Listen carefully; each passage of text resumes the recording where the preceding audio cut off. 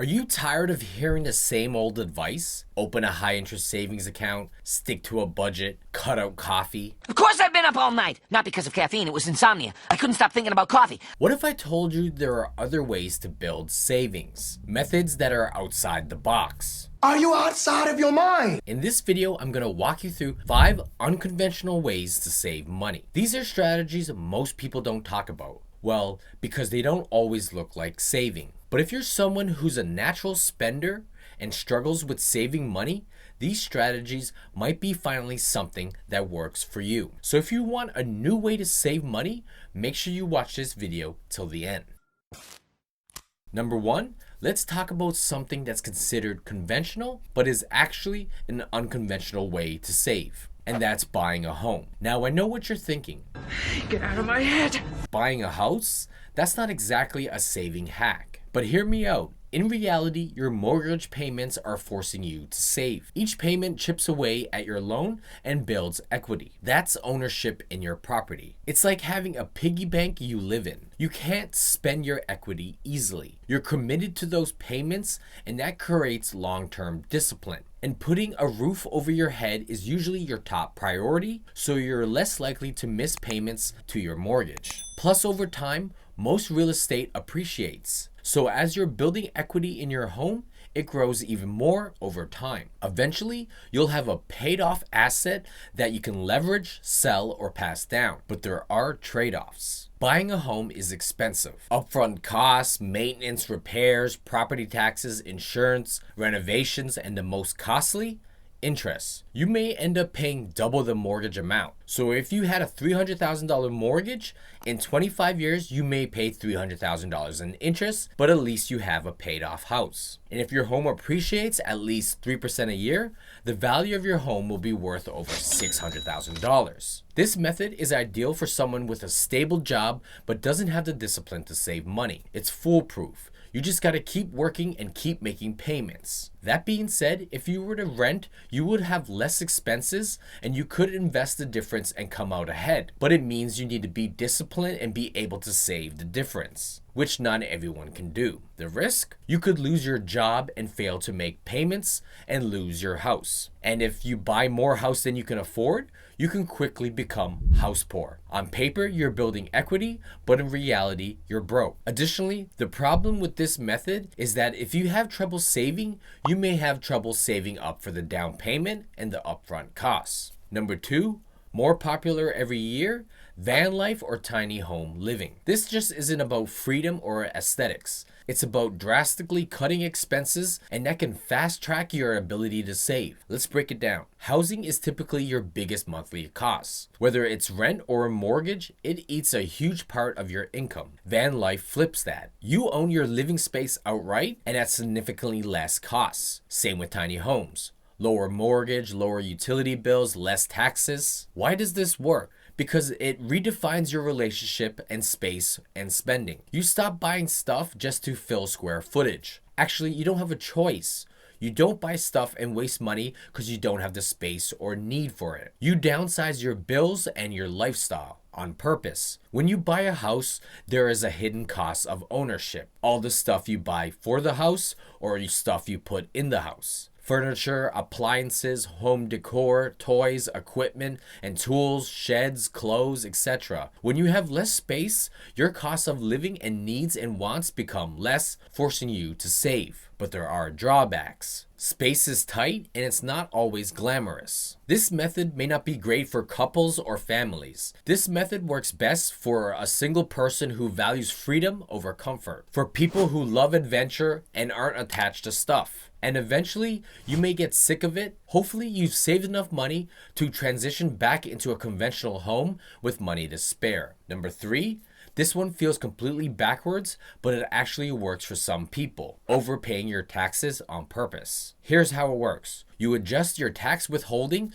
through your employer using the TD1 form. You set up a certain amount to be taken out of your paychecks and automatically sent to the CRA. This will cause an overpayment of income taxes, and the difference will return to you in the form of a tax refund. I'm getting a pretty decent tax refund. Why does this work? Well, the money is saved before you get paid. So it's like you never even received the money and can't have the temptation to spend it. Also, once it's sent to the CRA, you can't just ask for it back whenever you want. You'll need to wait till tax time and get it back on your tax refund. So you really don't have a choice but to save it. And once you set it up, it's all automatic. You'll find a way to make do with the remaining of your check while saving your money. The downsides? There's no interest earned. If instead you put that money in a high interest savings account, you'll earn interest. But in this case, you are basically giving the money an interest-free loan. Also, since you have no access to that money till tax time, you may be forced to get into debt if an emergency comes up and you need the money now. You may also want to consider that this savings method has a deadline, tax time. If you want to save up more money over several years, this method may not work because once you get your first tax refund, you may be tempted to spend it on something other than your goal. This method works well for people who struggle with self-discipline or impulse spending. If you want to learn more about withholding tax, check out the video up here or look for the link in the video description below. Number 4, an oldie but a goodie. Precious metals like silver and gold. A lot of people overlook this because it feels old school, but it still has a place in the modern world of saving. So how does it help you save? 1 billion coin or bar at a time. Every time you buy silver and gold, you don't waste your money. You just transfer it into a wealth-preserving asset. Cash is an asset, but every year it loses its value due to inflation. Cash is also the easiest asset to spend. Silver and gold, on the other hand, increases in value over time, and there's more resistance to spending it. You can't just bring a gold coin to the mall and go on a shopping spree. This small delay makes it psychologically harder to spend. Why does this work? Because it makes spending inconvenient. This will help you avoid impulse spending, which may be the reason you can't save. Also, knowing your money is losing its value, you are more enticed to spend it. But if you hold silver and gold, you know the value of your savings isn't shrinking. It's growing. Listen to this. The price of gold in the year 2000 was around 365 Canadian dollars. 25 years later, the price now is around $4,550. Gold and silver is highly recognized as a hedge against inflation, a store of value, and considered a safe haven asset. The disadvantages? There is a premium when buying precious metals. This will mean short-term buying and selling may occur losses. Another disadvantage is that it doesn't earn interest or dividends. It doesn't do much for building wealth, but it's great for preserving it. Also, you need to think about storage, keeping you and it safe, and avoiding fake silver and gold. If you don't save money because money doesn't hold its value, keeping it in silver and gold might be the strategy you need to save up. Number 5.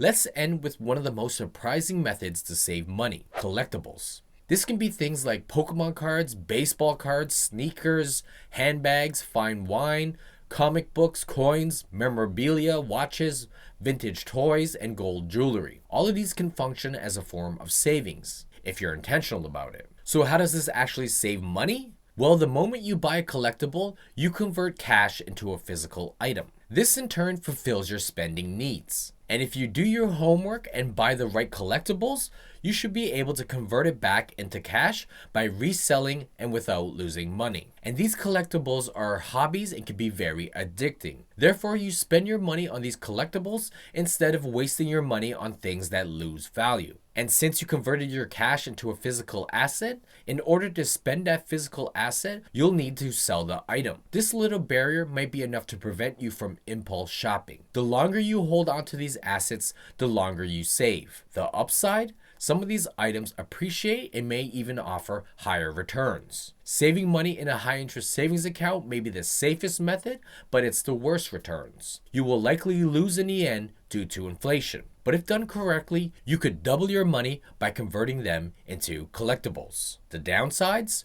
You need to know your market. Not every card, shoe, or coin will go up in value. Not every collectible will be easy to resell. This is why it's important to do your research and buy the right collectibles. Additionally, markets can crash and trends can fade, which can cause the value of your collectibles to go down. So there is a risk that you might lose money. But if these collectibles are something you enjoy as a hobby, it may not be such a loss. Or you can just hold it on for the long term and see if the market comes back up. Also, if you need cash quickly, selling might take time or come at a loss. Other downsides to collectibles are storage, damage, theft, and fakes. Who is this strategy for? This saving strategy is for someone who normally spends all their money on pointless stuff and has trouble saving. This strategy is for someone who actually likes collecting and find the joy in the hobby. Before you know it, you've accumulated a $20,000 sealed Pokemon collection, and you thought you were bad at saving. You may be, but you could be good at collecting. Unconventional saving strategies can work, but only when you understand the trade-offs. And these strategies aren't for everyone. They are for the person who can't save the traditional way. Saving isn't always about numbers. It's about psychology, habits, and putting friction between you and your spending. And sometimes the weirdest methods are the most effective ones. If these strategies interest you and you love Pokemon cards, watch the video on the right of the screen. See you there.